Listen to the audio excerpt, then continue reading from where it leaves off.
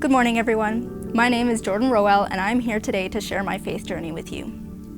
I was born to Jared and Cindy Kaler, two loving Christian parents in Grand Prairie, Alberta. I'm the oldest of 5 girls and 1 boy. My parents did everything they could to raise us with Christian values and a love for God. They have been my biggest cheerleaders for my entire life, and I love them so much for that.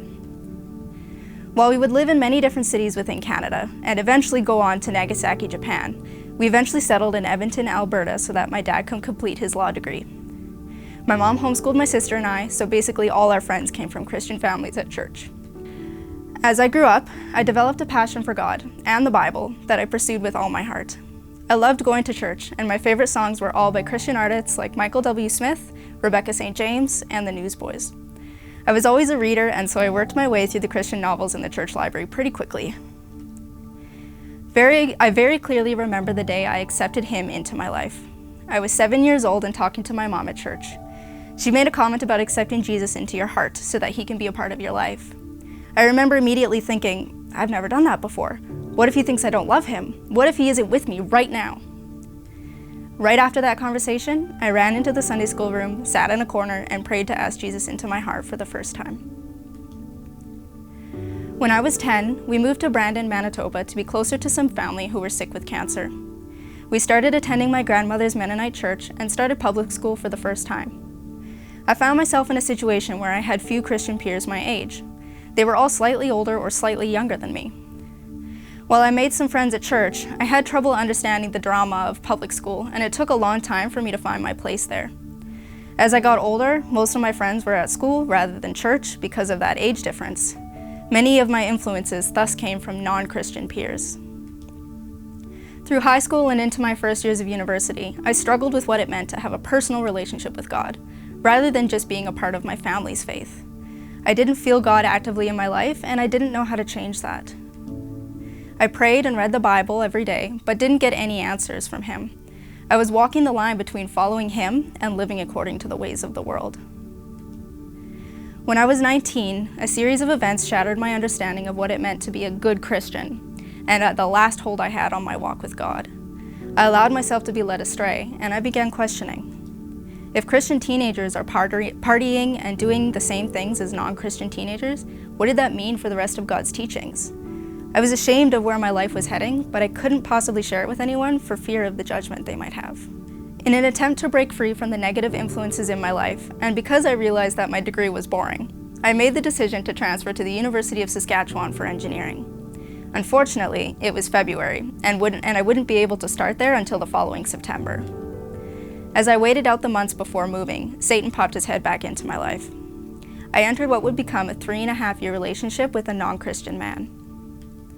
At the start, he seemed to check all of the boxes. But slowly, over time, he managed to manipulate his way through each boundary I had placed on the relationship. He convinced me to lie to my friends and family. My guilt and shame over the decisions I was making kept me quiet.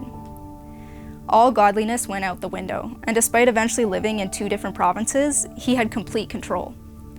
I felt that each decision I made was conscious, and I didn't realize his influence.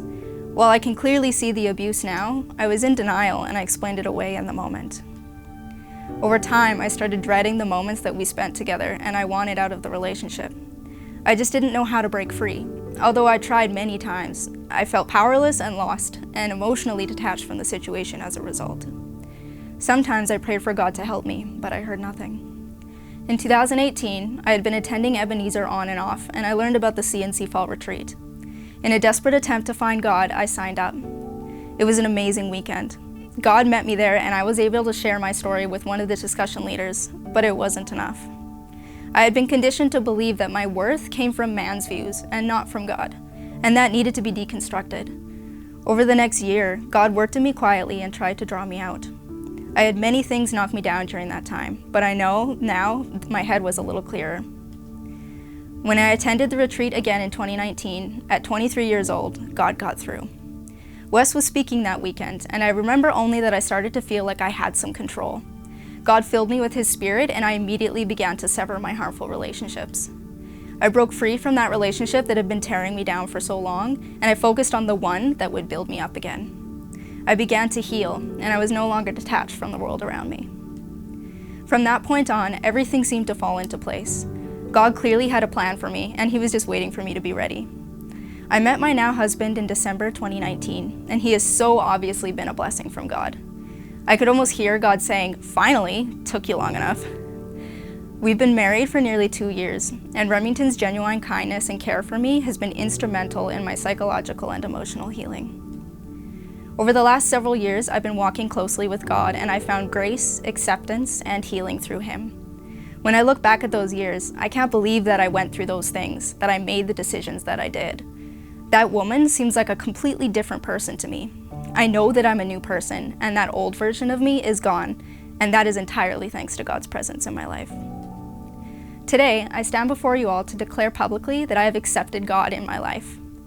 I am running towards him with every fiber of my being because I know that only in him will I find true life. I'm choosing to be baptized today as an act of obedience to him, in response to how he has changed my heart and as the next step in my faith journey. In closing, I'd like to leave you with the following verses. Philippians 4:13, I can do all things through Christ who strengthens me. And Romans 6, verse 14, for sin shall no longer be your master, because you are not under the law, but under grace. Thank you.